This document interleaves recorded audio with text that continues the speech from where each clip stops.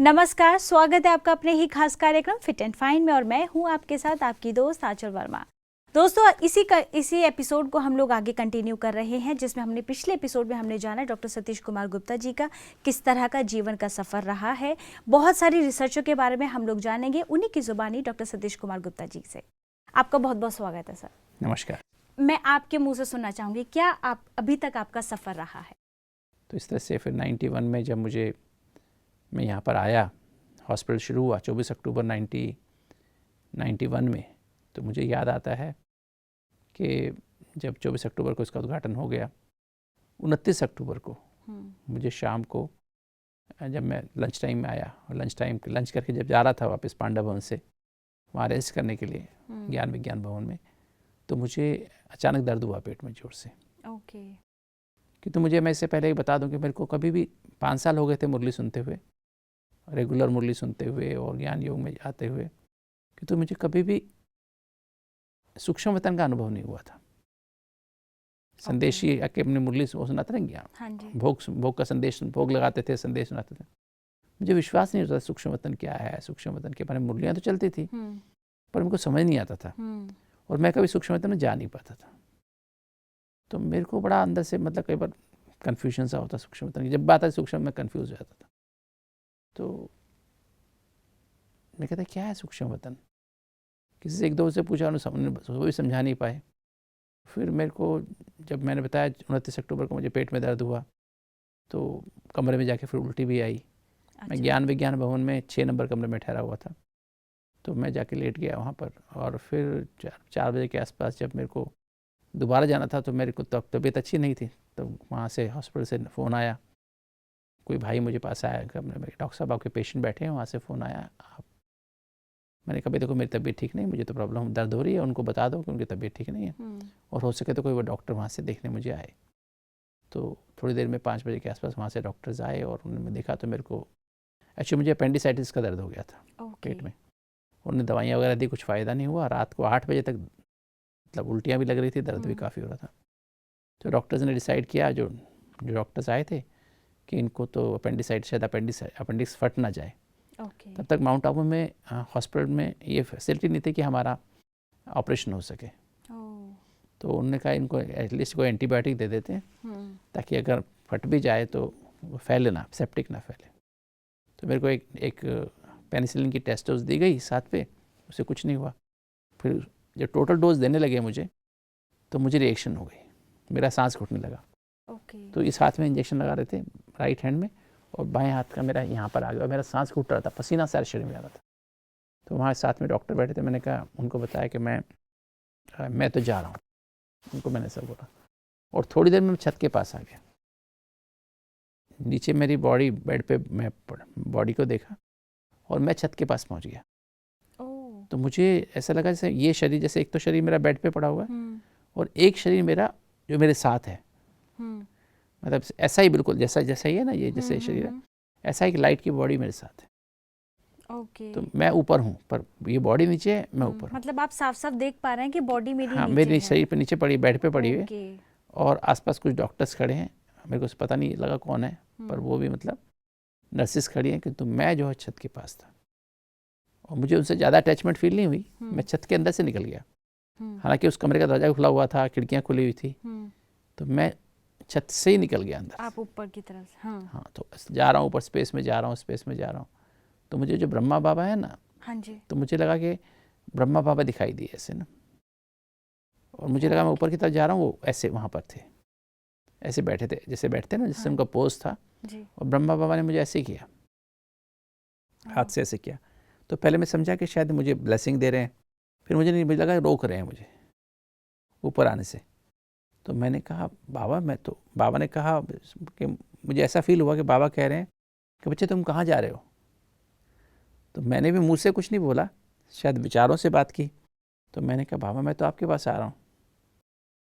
तो बाबा ने ऐसे कहा, फिर बाबा ने बिना मुंह से बोले, क्योंकि अभी तक मैं समझता था कि मुंह से ही बात होती है ना, पर मैंने पहली बार वो बताते थे, संदेशी बताती थी भोग में, कि हमने बाबा से बातें की, बाबा से संकल्पों से बातचीत होती है, इशारों से बातचीत होती है, भावना से बातचीत होती है।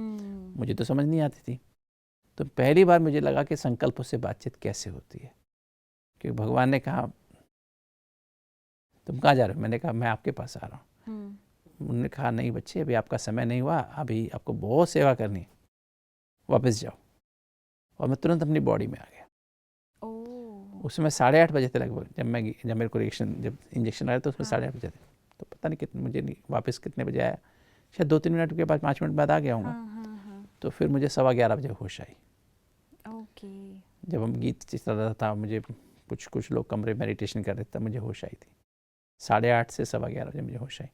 तो ये मेरा पहला आउट ऑफ बॉडी एक्सपीरियंस था कि कैसे, उससे पहले मुझे विश्वास नहीं था सूक्ष्म शरीर होता है, सूक्ष्म वतन होता है, सूक्ष्म वतन में कैसे ब्रह्मा बाबा और शिव बाबा और ब्रह्मा बाप दादा होते हैं, और कैसे हमारी संकल्पों से बातचीत होती है, इशारों से बातचीत होती है। तो वो सब मुझे पहली बार विश्वास हुआ। और फिर तो मैं दिल्ली में, मैंने डिफरेंट हॉस्पिटल्स में काम किया, गंगाराम में काम किया और स्कॉट्स में भी काम किया, और भी हॉस्पिटल्स में काम किया। तो काफ़ी बिजी प्रैक्टिशनर था, काफ़ी बिजी, मतलब हर समय बिजी रहता था। तो मुझे याद है कि एक बार जब मैं दिल्ली में बड़े हार्ट के हॉस्पिटल में काम कर रहा था, तो उसमें मैं देखता था हम लोगों की एंजियोप्लास्टी करते थे, बाईपास करते थे, लोगों को हार्ट अटैक लेके आते थे। तो मैंने देखा एक बार हमने यंग पेशेंट, एक्चुअली उन दिनों क्या था, बीमारी हार्ट अटैक नॉर्मली 50-60 साल की उम्र के बाद आते थे। तो उन दिनों हम देख रहे थे कि लोग 94-95 में पेशेंट्स 40 के नीचे भी लोगों को हार्ट अटैक आना शुरू हो गया था। पहले सिर्फ अमीर लोगों की बीमारी थी, फिर यंग लोगों को भी हार्ट की बीमारी आनी शुरू हो गई थी। यंग में ना 35 साल के लोगों को भी, 30-35 साल के भी लोगों को हार्ट अटैक आने शुरू हुए। तो हमारी मीटिंग में यही बात डिस्कस होती थी। और कई लोगों को कहते हैं, हम लोग जानते हैं कि ब्लड प्रेशर, डायबिटीज़ के मरीज़ होते हैं, मोटे होते हैं, हाई कोलेस्ट्रॉल होता है, स्मोकिंग करते हैं, शराब पीते हैं, उनको ज़्यादा हार्ट अटैक्स आते हैं। तो अब मैं देख रहा था ऐसे ना ब्लड प्रेशर है, ना डायबिटीज़ है, ना स्मोकिंग करते हैं, ना शराब पीते हैं, ना मोटे हैं, ना कोलेस्ट्रॉल लेवल भी नॉर्मल है, तो भी उनको हार्ट अटैक आ रहे हैं। तो क्या कारण है? विचार चलते थे। तो उन्हीं दिनों मैंने देखा एक यंग पेशेंट था, 35 ईयर्स, 35-36 के बीच में ही था। तो उसको हार्ट अटैक हुआ और हमने उसके एक आर्टरी में ब्लॉक था 80%। तो मैंने उसकी वाइफ को खुद कहा, मैंने कहा देखिए आपके हस्बैंड, उनके 2 बच्चे थे, एक शायद 5 साल की बच्ची थी, एक 2.5 साल, एक 6 महीने की बच्ची उसकी गोदी में थी। उस आदमी की वाइफ बाहर बैठी थी आईसीयू के, हार्ट जो इमरजेंसी रूम था ना, उसके बाहर। तो मैंने ही जाके कहा, मैंने कैसे ऐसे देखिए आपके पति की तबीयत ठीक नहीं है, उनके 80%, एक आर्टरी में 60% ब्लॉक है, तो 80% ब्लॉक है, उसकी तो एंजियोप्लास्टी करनी पड़ेगी, स्टेंट लगाना पड़ेगा, नहीं तो अचानक कुछ भी हो सकता है। तो उसने कहा नहीं डॉक्टर साहब, हमारा तो और कोई है भी नहीं, आप कुछ भी करो, इनको ठीक कर दो। मैंने कहा इतने पैसे लगेंगे, आप इतने पैसे जहाँ 2 लाख रुपए जमा करा दीजिए हमारे फाइनेंस डिपार्टमेंट में, तो हम कल इसकी एंजियोप्लास्टी कर देंगे, स्टेंट लगा देंगे। उस लेडी ने 2 लाख रुपये अगले दिन जमा करा दिए, हमने उसकी एंजियोप्लास्टी कर दी। ठीक हो के चला गया। 3-3.5 महीने बाद फिर वो आदमी दोबारा आया। अच्छा। फिर छाती में दर्द हुआ था, उसको दाखिल होने के बाद फिर हमने अगले दिन एंजियोग्राफी की, तो पता लगा उसकी तो स्टेंट बंद हो गया है। और 60% जो ब्लॉक था राइट साइड में, वो 80% हो गया, और एक नया 60% पीछे वाली आर्टरी में आ गया था। तो मैंने कहा अभी आप जो है, हम जब राउंड पे जाते हैं ना हम लोग, तो मैंने कहा ये तो अभी आपकी 3 ब्लॉक हो गए हैं ना, तो अब इसके लिए 2 स्टेंट लगाने पड़ेंगे। तो या तो 2.5 लाख रुपए जमा करा दीजिए, या फिर बाईपास करा देंगे, बाईपास करेंगे 3 लाख, 2.5-3 लाख उसके लगते हैं, वो जमा करा दीजिए। जब हम राउंड लेके आ गए तो उस आदमी ने मेरे को बुलाया, अपनी वाइफ को बोल के कि डॉक्टर साहब को बुला के लाइए। तो मैं गया तो उन्होंने कहा डॉक्टर साहब आपने जो याद है मेरे को, आपने तो कहा 2 लाख रुपए जमा करा दो एंजियोप्लास्टी के लिए। तो मेरी वाइफ ने क्या किया पता है आपको? मैंने कहा क्या हुआ? कहते वाइफ ने जो मेरा घर लगभग 4-4.5 लाख रुपए का था, वो उसने 2.5 लाख रुपए बेच दिया ओवरनाइट किसी प्रॉपर्टी डीलर को, और बेच करके और 2 लाख यहाँ जमा करा दिए, और 50,000 मैंने 3 महीने हो गए मेरे घर पे बैठे, मैंने कुछ काम तो कर ही नहीं पाया, वो भी खर्च हो गए। अब मैं क्या बेचूं, मेरे पास तो कुछ बेचने के लिए नहीं है। तब मुझे रियल में फील हुआ कि सचमुच में क्या आदमी की यही हालत है? मतलब जो गरीब आदमी उसको हक नहीं है जीने का हक नहीं है क्या? क्योंकि हम समझते थे अगर एंजियोप्लास्टी नहीं होगी तो मर जाएगा। जब तक हमारी यही नॉलेज थी। अच्छा। हमने इसका ब्लॉक को नहीं खोला तो मर जाएगा, दोबारा बड़ा हार्ट अटैक आएगा, डेथ हो जाएगा, हम यही समझते, सभी डॉक्टर्स ऐसे समझते थे। तब मैंने फिर जो है उनको बोल दिया कि भाई फिर मैंने उनको बताया कि तो उन्होंने कहा ठीक है, जब पैसे हो तो ले आना, मैं तब वापस आ जाना, जब पैसे का अरेंजमेंट हो जाता आ जाना, क्योंकि हॉस्पिटल में तो ऐसा ही होता है। तो फिर मेरे को बहुत फील हुआ।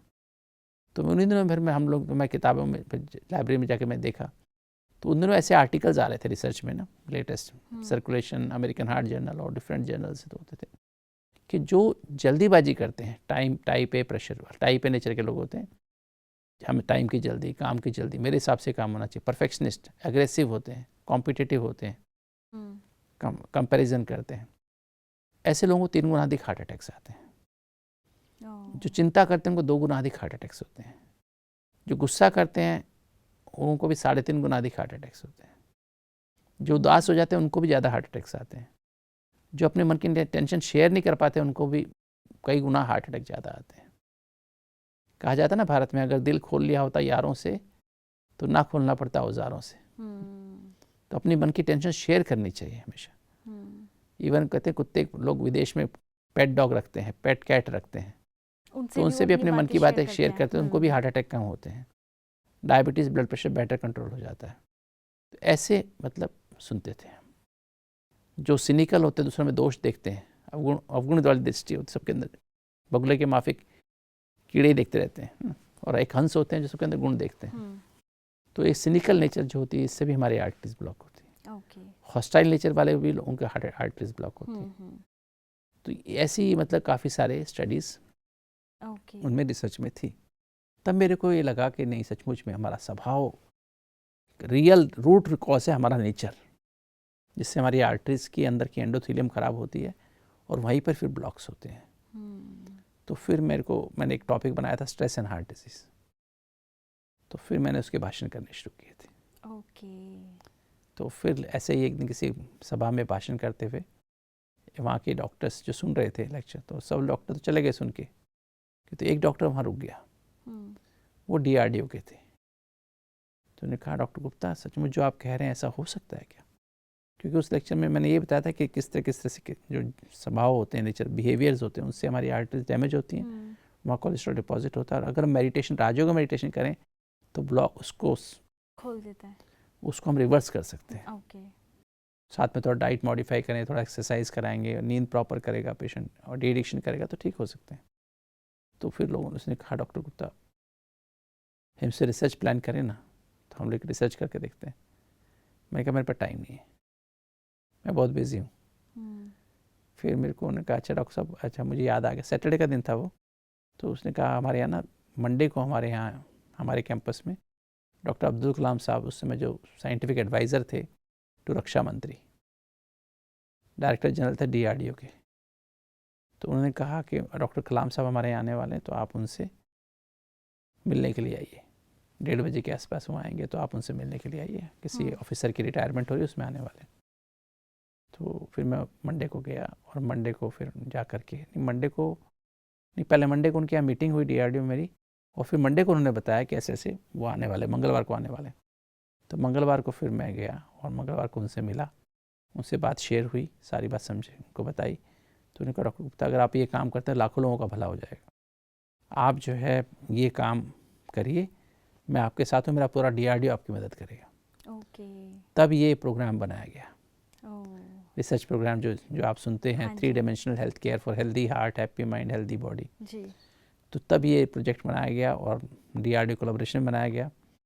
दिल्ली से GB Pant, Maulana Azad medical college GB Pant, Ahmedabad से BJ मेडिकल कॉलेज, और UN Mehta institute of cardiology, Bombay से ग्रांट मेडिकल कॉलेज, और JJ group of hospitals, tertiary cardiac centres हैं। तो वहाँ से कोलैबोरेशन करके ये प्रोजेक्ट बना के मिनिस्ट्री ऑफ हेल्थ को सबमिट किया गया।